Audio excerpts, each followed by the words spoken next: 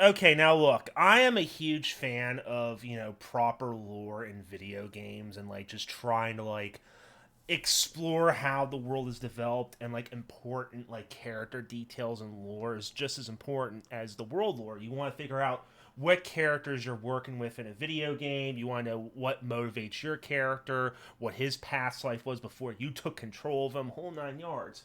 And one game in particular that let me just preface it with this game. Final Fantasy 15. That's not the main subject, but I'm just like giving an example here. Final Fantasy 15's like lore and story overall is kind of a fucking mess because of the simple fact that like all the lore from the Final Fantasy 15 universe is really hard to find and enjoy because you have to like what?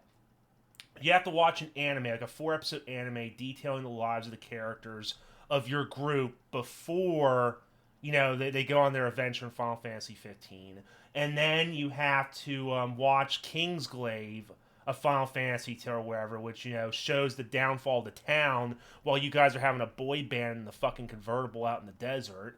And then you can play the main game. And if you want to have like the proper ending or like the what if like endings and whatnot, you have to um fucking read a novel and shit. Like there was just so much stuff that you had to consume that cost extra money that it just didn't really like bode well for the story. But that's a completely different like topic altogether. What I'm more upset about is that like there's like lore for characters that you could interact with in an optional way that makes you wish it wasn't optional. Case in point, Grand Theft Auto 5. I'm considering playing it again.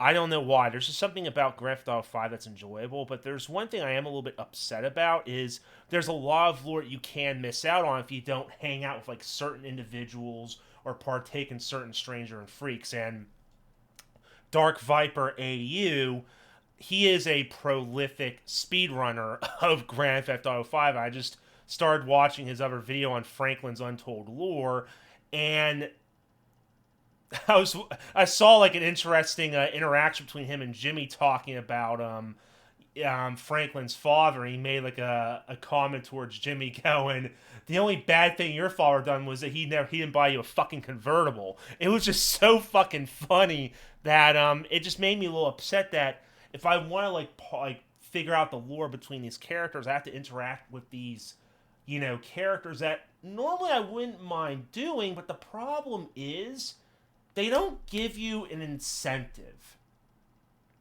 to do it, right? They don't give you a reason to partake in these activities with characters. There's no special bond that grows with you. There's no like extra interactions between the characters that you might be able to experience when you're doing main missions.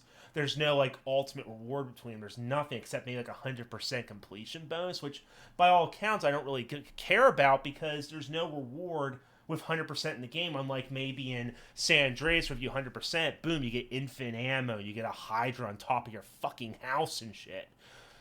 But it makes me really wish that there was like some sort of benefit where it'd be like maybe even something as simple as like maybe extra clothing or maybe some sort of monetary reward or like a stat boost. Maybe there is some sort of stat boost for hanging out with like your family and whatnot, but I'm not so sure. I feel like personally it's just there to like waste time. Now, giving if I were like maybe mod in the MC businesses from HKH, one of the modders on GTA 5, I probably got his name wrong. It was probably KHH. I don't fucking know. But I think it was HKH.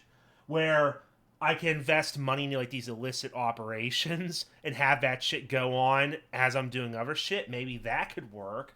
But it's like it would be nice if like these side activities with these characters would like give you some sort of reward. I mean, even something as early as Grand Theft Auto 4, you could progress with like dates and you could have like some random dialogue go on between those characters, like the fucking date and with Nico that could like expand on their lore. And the reward is, like from getting like 100%, oh, you'll get to have sex with them. Earlier on in San Andreas, that was an even better example, for dating them, you get like special cards. You could drive their cars to being able to like get a special outfit. I always went through Denise, even though she was literally a hood rat. I'd always fuck Denise because I always loved the pimp outfit. It was like the earliest example of getting like a fly suit possible. But at least those older games, they gave you a reason to partake in them. And I guess it just depends on the reward. Because I mean, I know that shit was expanded on in Red Dead Redemption 2, with like you can do like side missions with them, and then maybe you get like some sort of reward. But it'd just be nice if there was like more of a reason, like giving you an incentive to, besides like do these random activities that might benefit you with some lore, give you like something that will push you to do it, so you might do it, so you can actually like get more grasp on the lore with the characters. But yeah, I mean, it would just be nice if there was like more rewards for like, or something to encourage you to hang out with your family, where it'd be like passive buffs for you, or something like stuff like that. It would just be nice, to fucking encourage you to hang out with them, because otherwise, I mean, what's the point? I don't want to like engage in unless there's like some sort of benefit. But that's just me. I look for like a benefit and incentive to partake in a particular event or a character in a video game.